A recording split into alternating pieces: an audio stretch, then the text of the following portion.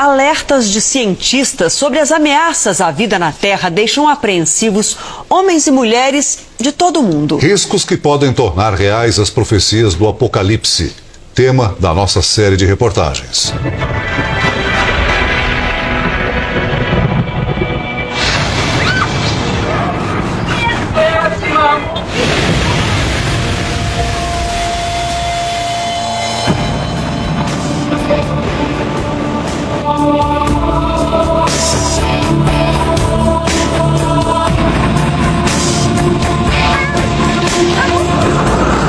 Quanto tempo ainda nos resta?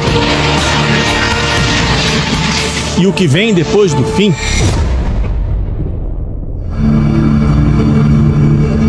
Ao longo da história, esta é uma das perguntas que mais intrigam a humanidade.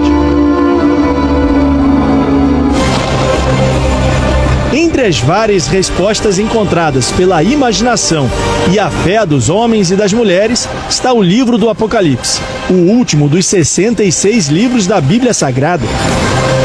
Mas o que é o Apocalipse? O fim do mundo mesmo. Apocalipse para mim significa o fim da Terra. O fim do mundo. Muitas pessoas, quando ouvem falar do Apocalipse, pensam apenas em catástrofe, mas Apocalipse não se resume a isso. O Apocalipse é a revelação dos atos de Deus em meio à história desse mundo. A própria palavra Apocalipse é muito interessante. Calipto significa sombra, apó para longe de. Apocalipse, para longe das sombras, logo algo revelado, algo descortinado para o conhecimento humano.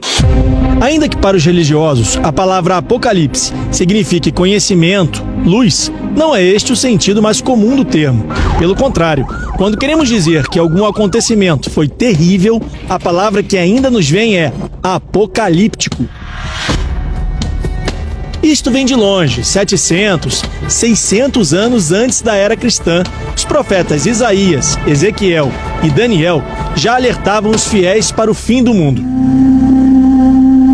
Como eles viveram numa época em que os hebreus estavam dominados, os profetas falavam por símbolos, metáforas, meias palavras para bons entendedores. Os tiranos eram representados por bestas feras com asas, cabeças de um bicho, corpo de outro, patas de um terceiro. Em Ezequiel, há várias menções às feras do campo. E especialmente no capítulo 34, ele tem uma descrição em que ele se refere aos opressores de Israel, especificamente o Egito, a Assíria e Babilônia, com a metáfora da besta. O livro do Apocalipse, escrito no primeiro século da era cristã, faz parte desta tradição das profecias do fim do mundo.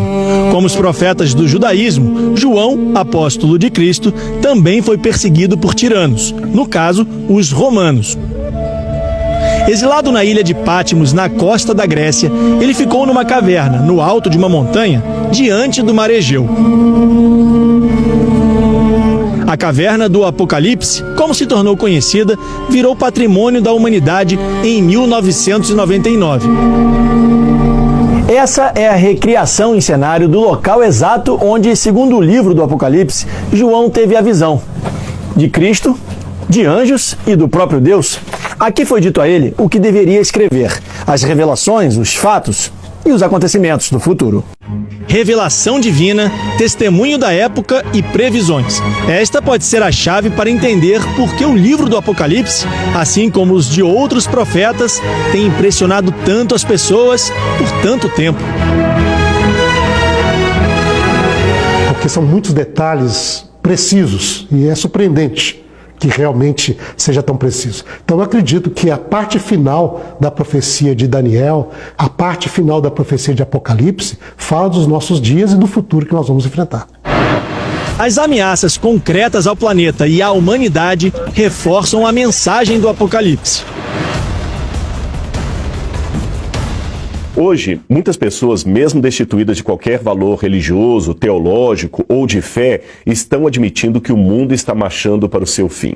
Você encontra até mesmo cientistas ateus que dizem que as catástrofes ambientais estão selando o fim da humanidade. Novamente, nós vemos o tema do Apocalipse, do fim do mundo, voltando à baila em vários setores, até mesmo fora das religiões.